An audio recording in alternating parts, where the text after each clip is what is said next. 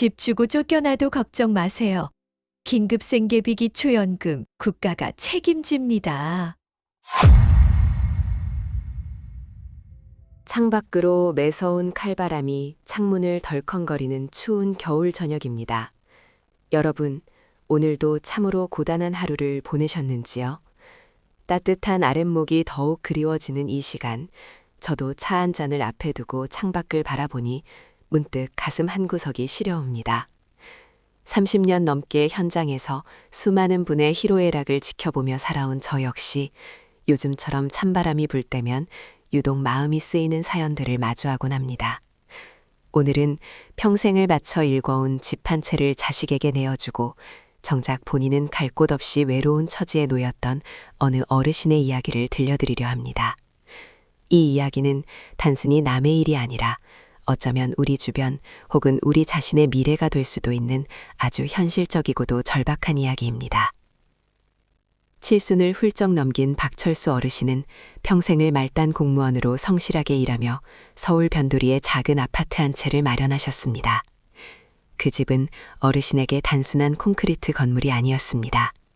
젊은 날의 청춘을 다 바쳐 흘린 땀방울이었고 비바람을 막아주며 자식들을 번듯하게 키워낸 자부심 그 자체였지요. 낡은 벽지 하나, 손때 묻은 문고리 하나에도 어르신의 인생이 고스란히 배어 있었습니다. 그러던 어느 날 사업을 크게 해보겠다며 찾아온 큰아들의 간곡한 부탁에 어르신의 마음이 흔들리기 시작했습니다. 아버지, 집을 담보로 대출을 받느니 차라리 미리 증여를 해주시면 세금도 아끼고 제 사업에도 큰 힘이 될 겁니다. 제가 꼭 성공해서 아버지 노후는 호강시켜 드릴게요. 아들의 그 호언장담에 어르신은 결국 평생의 안식처를 아들 명의로 넘겨주었습니다. 자식 잘 되는 것이 부모의 가장 큰 행복이라 믿었기에 내 몸 하나 누일 곳보다 아들의 앞날을 먼저 챙기는 것이 부모의 도리라 생각했기 때문입니다. 그 결정이 자신의 노후를 벼랑 끝으로 몰고 갈 줄은 꿈에도 모른 채 말입니다. 하지만 야속하게도 세상은 그리 호락호락하지 않았습니다. 아들의 사업은 마음처럼 풀리지 않았고 빚더미에 앉게 되자 그 소중했던 집은 경매로 넘어갈 위기에 처하고 말았습니다. 엎친 데 덮친 격으로 며느리와의 갈등까지 깊어지면서 어르신은 결국 자신이 평생을 가꾼 그 집에서 짐을 싸야만 했습니다. 낡은 가방 하나를 들고 차가운 거리로 나선 어르신의 등 뒤로 지는 노을이 그날따라 유난히도 붉고 쓸쓸했습니다. 당장 갈 곳도 수중에 남은 돈도 없는 막막한 현실 앞에서 어르신은 차가운 공원 벤치에 앉아 하염없이 눈물을 흘리셨습니다. 뼈가 시리도록 불어오는 겨울바람보다 더 차가운 것은 믿었던 자식에게 모든 것을 내어주고 빈 껍데기만 남은 자신의 처지였습니다. 자식에게 모든 것을 내어준 대가가 이토록 시릴 줄은 모았다며 가슴을 치는 어르신의 굽은 등 위로 어둠이 무겁게 내려앉았습니다. 그때 박철수 어르신에게 한 줄기 빛 같은 소식이 들려왔습니다.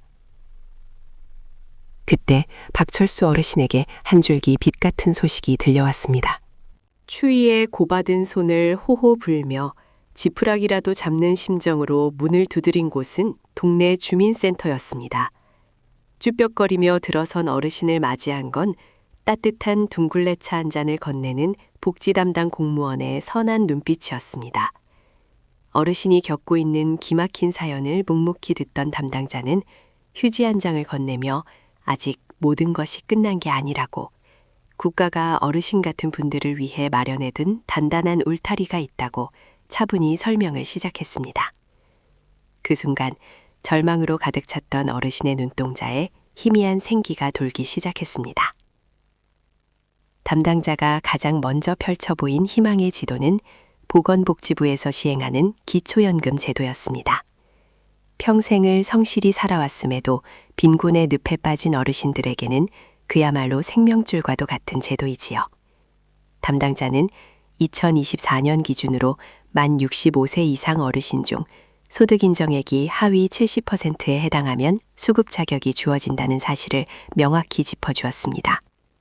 박철수 어르신은 자식에게 집을 넘겨주었기에 재산이 없는 것으로 처리되리라 생각했지만 사실 증여한 재산은 일정 기간 기타 증여재산으로 산정되어 소득인정액에 포함됩니다.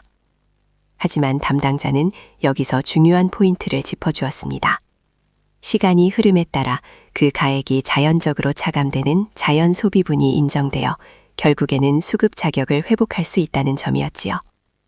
2024년 선정 기준액은 단독 가구 기준 월 213만 원, 부부 가구는 340만 8천 원이며 이를 충족할 경우 매월 최대 33만 4,810원의 연금을 지원받을 수 있다는 구체적인 수치는 당장 끼니를 걱정하던 어르신에게 가뭄의 단비 같은 정보였습니다. 이어 담당자는 어르신의 뼈아픈 후회를 달래줄 법적 조언도 잊지 않았습니다. 바로 부담부 증여, 흔히 말하는 효도계약서에 대한 이야기였습니다. 만약 어르신이 아들에게 집을 넘겨줄 당시 부모를 충실히 부양한다는 조건을 명시한 계약서를 작성했더라면 어땠을까요? 대법원 판례와 민법 규정에 따라 자녀가 부양 의무를 이행하지 않을 경우 부모는 증여 계약을 해지하고 재산을 돌려받을 수 있는 법적 권리를 갖게 됩니다. 비록 박 어르신은 구두로만 약속하여 입증이 어려운 상황이었지만 이 정보는 추후 법률구조공단의 무료 법률 상담을 통해 혹시 모를 구제 방안을 모색할 수 있는 중요한 실마리가 되었습니다. 무엇보다 당장 오늘 밤 누울 곳이 없는 어르신을 위해 담당자는 긴급복지지원 제도를 즉시 신청해 주었습니다. 이는 주소득자의 사망, 실직 혹은 박 어르신처럼 거주지를 상실할 위기에 처한 저소득 가구에게 생계비, 의료비, 주거비 등을 신속하게 지원하는 보건복지부의 핵심 안전망입니다. 관할 시, 군구, 구청이나 보건복지상담센터 129번을 통해 신청 가능한 이 제도를 통해 어르신은 임시거처를 마련할 수 있는 주거비와 당장의 식비를 지원받을 수 있게 되었습니다. 차가운 벤치 위에서 생을 놓아버릴까 고민했던 박철수 어르신은 상담을 마치고 나오는 길에 비로소 안도의 한숨을 내쉬었습니다. 붉게 저물어가는 노을이 더 이상 쓸쓸하게만 보이지 않았습니다. 몰라서 못 받는 혜택은 있어도 알면서도 외면당하는 국민은 없어야 한다는 국가의 의지가 벼랑 끝에선 한 노인의 삶을 다시금 단단한 땅 위로 올려놓은 것입니다. 여러분, 어르신의 주름진 손에 들린 것은 단순한 복지 안내문이 아니었습니다. 그것은 다시 살아갈 수 있다는 용기, 그리고 혼자가 아니라는 따뜻한 위로였습니다. 그때 박철수 어르신에게 한 줄기 빛 같은 소식이 들려왔습니다. 얼어붙은 몸을 녹이라며 따뜻한 율무차 한 잔을 건넨 주민센터의 통합사례관리사는 어르신의 딱한 사정을 듣고는 두툼한 서류철 속에서 희망의 동아줄이 되어줄 정책들을 하나둘 꺼내놓기 시작했습니다. 그것은 막연한 위로가 아니라 당장 오늘 밤의 잠자리와 내일의 끼니를 해결해줄 구체적이고 실질적인 국가의 약속이었습니다. 가장 시급한 것은 당장의 생계와 거처였습니다. 담당자는 보건복지부에서 시행하는 긴급복지지원제도를 가장 먼저 안내했습니다. 이는 주소득자의 사망이나 실직 혹은 박 어르신처럼 갑작스러운 위기 사유로 생계 유지가 곤란해진 저소득층을 위해 국가가 신속하게 개입하는 제도입니다. 담당자는 1인 가구 기준으로 매월 약 71만 3천 원의 생계 지원금을 받을 수 있으며 거주지가 없는 경우 임시 거소 제공이나 최대 66만 원 한도의 주거 지원도 가능하다는 사실을 설명했습니다. 신청은 거주지 관할 시군구청이나 보건복지상담센터, 국번 없이 129번을 통해 365일 24시간 가능하다는 말에 어르신의 떨리는 손끝에 조금씩 힘이 들어가기 시작했습니다. 이어서 담당자는 어르신의 텅 빈 통장을 채워줄 기초연금 신청서를 내밀었습니다. 평생 공무원으로 재직했으나 연금 수령액이 최저 생계비에 미치지 못했던 어르신은 그동안 자신이 대상자가 아니라고만 생각하고 계셨습니다. 하지만 2024년 기준 만 65세 이상 어르신 중 소득 인정액이 선정 기준액인 단독 가구 213만 원 이하일 경우 소득 하위 제10%에 해당하여 혜택을 받을 수 있다는 설명이 이어졌습니다. 특히 박 어르신처럼 자녀에게 재산을 증여한 후 빈곤에 처한 경우에도 자연적 소비 금액 차감 등의 제도를 통해 수급 가능성을 다시 타진해 볼 수 있었습니다. 매월 20일 최대 33만 4,810원이 지급된다는 이야기는 단순한 용돈이 아니라 어르신이 사회의 구성원으로서 존엄을 지킬 수 있는 최소한의 안전장치였습니다. 전국 읍면동 주민센터나 국민연금공단 지사에서 신분증과 통장 사본만 있으면 언제든 신청할 수 있다는 사실을 왜 진작 몰랐을까 하는 탄식이 흘러나왔습니다. 무엇보다 박 어르신의 가슴을 짓누르던 것은 억울함이었습니다. 자식에게 모든 걸 내어주고 버림받았다는 그 배신감 말입니다.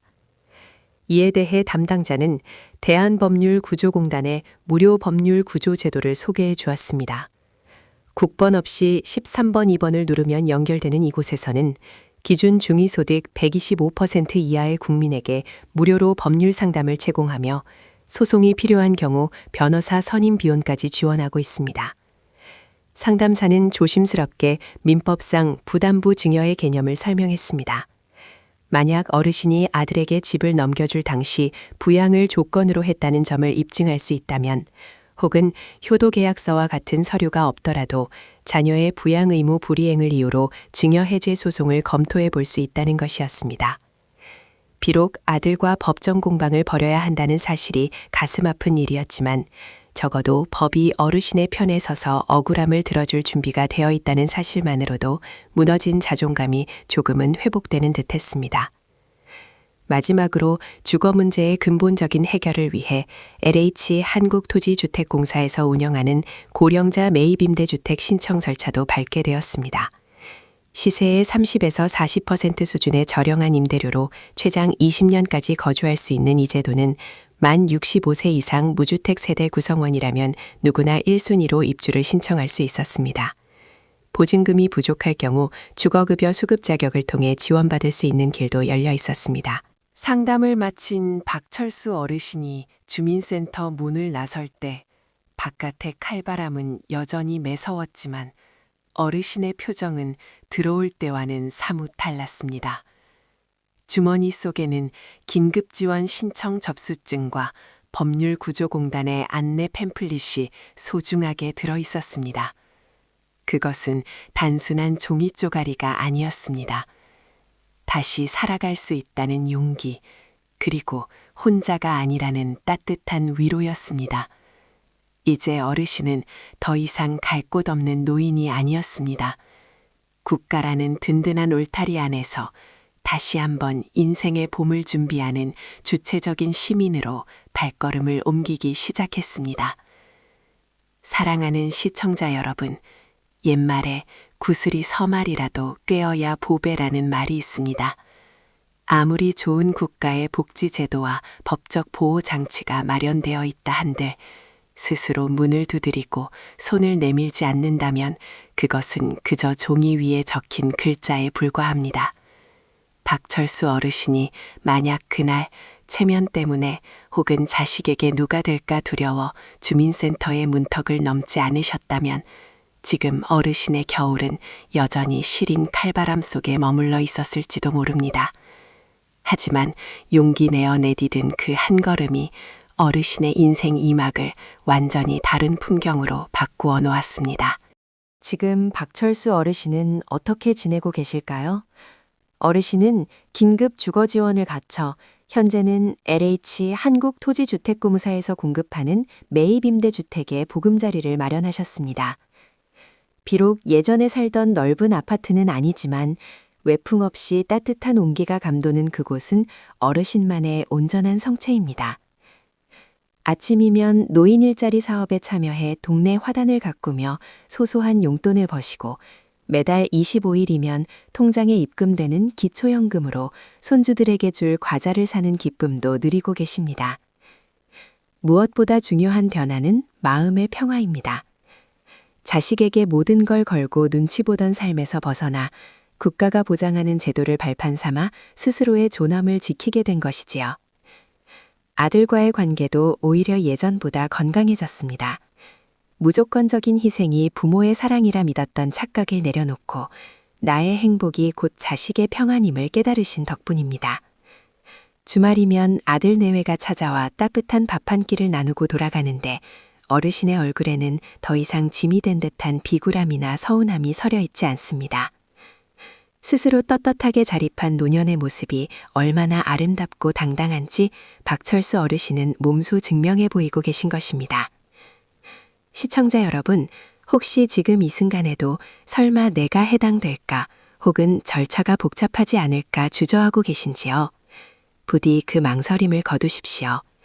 여러분이 지난 세월 흘린 땀방울은 대한민국을 지탱해온 버팀목이었으며 이제 국가는 그 노고에 보답할 준비가 되어 있습니다. 보건복지부 상담센터 129번이나 가까운 행정복지센터는 여러분을 향해 언제나 활짝 열려 있습니다. 여러분의 권리를 찾는 일은 결코 부끄러운 일이 아니며 오히려 남은 생을 더욱 주체적이고 빛나게 만드는 가장 지혜로운 선택입니다. 이제 창밖에 매서운 바람도 박철수 어르신에게는 그저 다가올 봄을 시샘하는 계절의 순리일 뿐 삶을 위협하는 공포가 아닙니다. 따뜻한 아랫목에 앉아 김이 모락모락 나는 유자차 한 잔을 마시며 창밖을 바라보는 어르신의 뒷모습에서 저는 진정한 노년의 안식을 봅니다. 여러분의 삶 또한 저 붉은 노을처럼 지는 순간까지 가장 찬란하고 아름답게 타오르기를 소망합니다. 오늘 전해드린 이 이야기가 여러분의 가슴 속에 작은 용기의 불씨가 되었기를 바랍니다. 아는 것에 그치지 않고 실천하는 순간 여러분의 겨울도 반드시 봄으로 바뀔 것입니다. 저는 언제나 여러분의 곁에서 든든한 정보와 따뜻한 위로를 품고 이 자리를 지키겠습니다. 추운 날씨에 건강 유의하시고 오늘 밤은 그 어느 때보다 평안하시길 기원합니다. 지금까지 여러분의 속 깊은 인생 친구였습니다. 창문 틈으로 파고드는 찬 바람이 유난히 매서운 겨울 저녁입니다. 여러분, 오늘 하루도 참으로 고생 많으셨습니다. 30년 넘게 현장에서 수많은 분의 희로애락을 지켜보며 살아온 저 역시 요즘처럼 살을 애는 바람이 불 때면 가슴 한편이 시려오는 사연들을 마주하곤 합니다. 오늘은 평생을 바쳐 일궈온 집 한 채를 자식에게 내어주고 정작 본인은 갈 곳 없이 외로운 처지에 놓였던 어느 어르신의 이야기를 조심스럽게 꺼내보려 합니다. 칠순을 넘긴 박철수 어르신은 평생을 성실하게 일하며 서울 변두리에 작은 아파트 한 채를 마련하셨습니다. 그 집은 단순한 건물이 아니라 어르신의 청춘이자 땀방울이었지요. 그러던 어느 날 사업을 하겠다며 찾아온 아들의 간곡한 부탁에 어르신은 마음이 흔들렸습니다. 자식 잘 되는 것이 부모의 행복이라 믿었기에 어르신은 노후의 안식처를 아들 명의로 넘겨주었습니다. 하지만 아들의 사업 실패와 함께 그 집은 경매 위기에 처했고 며느리와의 갈등 끝에 어르신은 낡은 가방 하나만 들고 차가운 거리로 나서야 했습니다. 갈 곳도 수중에 남은 돈도 없는 막막한 현실 앞에서 어르신은 공원 벤치에 앉아 하염없이 붉은 노을만 바라보며 눈물을 삼키셨습니다. 그때 박철수 어르신에게 한 줄기 빛 같은 소식이 들려왔습니다. 우연히 들른 주민센터에서 복지 담당 공무원을 통해 자신과 같은 위기 상황을 돕는 국가의 보호장치가 있다는 사실을 알게 된 것입니다. 어르신이 가장 먼저 안내받은 것은 보건복지부에서 시행하는 기초연금 제도였습니다. 2025년 기준으로 만 65세 이상 어르신 중 소득 인정액이 하위 70%에 해당하면 지원을 받을 수 있는데 올해 단독 가구 선정 기준액은 224만 원, 부부 가구는 358만 4천 원으로 전년보다 인상되었습니다. 박 어르신처럼 재산을 증여한 경우라도 시간이 지남에 따라 자연적 소비 금액을 차감하여 수급 자격을 얻을 수 있으며 월 최대 약 34만 원의 연금은 당장 생계가 막막한 어르신에게 가뭄의 단비와도 같은 소중한 자금이 됩니다. 또한 이미 집을 넘겨버려 후회 막심한 상황이라도 법적인 구제 방법이 있음을 확인했습니다. 바로 부담부 증여라 불리는 효도 계약서의 존재입니다. 대법원 판례에 따르면 부양을 조건으로 재산을 물려받은 자녀가 의무를 이행하지 않을 경우 증여 계약을 해제하고 재산을 돌려받을 수 있습니다. 박 어르신은 법률구조공단의 도움을 받아 아들과의 중재를 시도하는 한편 보건복지부 콜센터 129번을 통해 긴급복지 지원 제도를 신청했습니다. 이를 통해 당장의 임시거처와 생계비를 지원받아 길거리로 내몰릴 위기에서 벗어날 수 있었습니다. 만약 아직 집을 소유하고 계신 분들이라면 한국주택금융공사의 주택연금을 꼭 기억하셔야 합니다. 공시가격 12억 원 이하의 주택을 소유한 만 55세 이상 어르신이라면 내 집에 살면서 평생 연금을 받을 수 있어 자식에게 손 벌리지 않고 당당한 노후를 보낼 수 있습니다.